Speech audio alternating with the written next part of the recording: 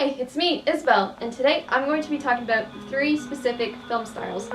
Now, before I go into the video, I just want to say that film style and genre are 2 different things. So genre is a way that we categorize a movie based on its narrative elements, like the Avengers movie. Whether it's the Avengers or Avengers Endgame, we can categorize this movie as being in the action genre due to its narrative elements. Now, film style, however, is more about how we filmed the movie itself. Certain techniques that we use in production, like using a handheld camera for recording the entire movie, or using only one light to film a scene.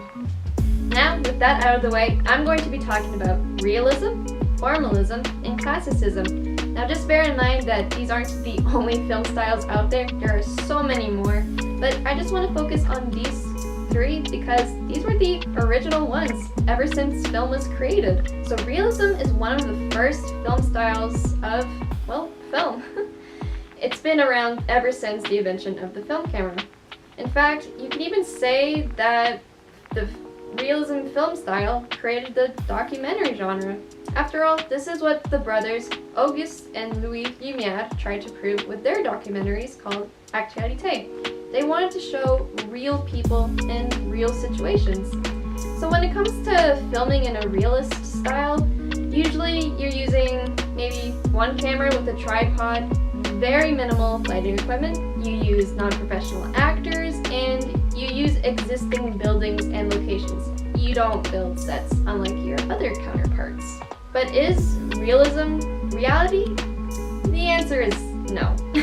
Trying to include all of reality into your film is just too difficult and just not necessary at all. So think more of realism as a choice to include some pieces of reality in your film world. And now for the second style of filmmaking, formalism. So formalism can be seen as the exact opposite of realism. It doesn't want to show you the truth. Well, not exactly. Formalism just focuses more on showing spiritual and psychological truths that are a lot more symbolic, abstract, and vague than its respective counterpart.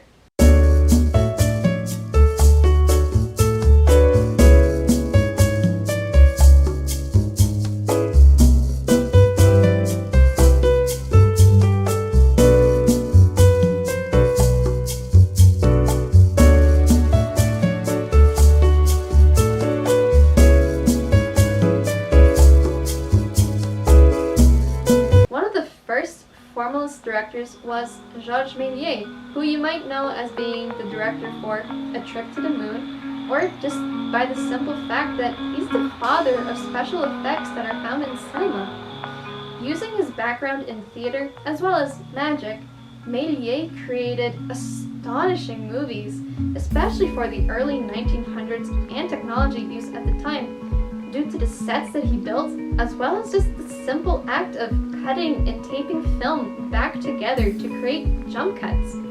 He also even experimented with coloring the film itself. Now, while Méliès' film usually had some sort of narrative, sometimes formalist movies don't even have a story or characters. These films just focus more on showing the symbolism and themes by using special effects, sets, costumes, actors, and lights. And finally, the third style of filmmaking, classicism. So classicism is a unique style because it comes from both realism and formalism. But well, didn't I just say that those 2 styles were the exact opposite of each other? Well, they are. But that's what makes classicism so unique, because it brings both of those styles together. Because you see, to put it into simple terms, classicism is just narrative storytelling. That's really it. The goal of a classicist movie is to tell a story in the best way possible. They want the audience to get to know the characters and get involved with their problems, to feel what those characters feel, but they don't want the audience to realize what filmmaking techniques that they're using. One of the first films to incorporate this sort of style is The Great Train Robbery, directed by Edwin S. Porter in 1903. Now, by today's standards, that movie isn't, well, it's not really that exciting. but it proves to show how to incorporate realist and formalist traits to tell a story. So, the movie uses actors, special effects, and sets that are found in formalism, but they're used in a much more realistic way, such as having the actors play bandits and train passengers, to have the built set resemble a railroad office, and using a special effect to mimic the firing of a gun.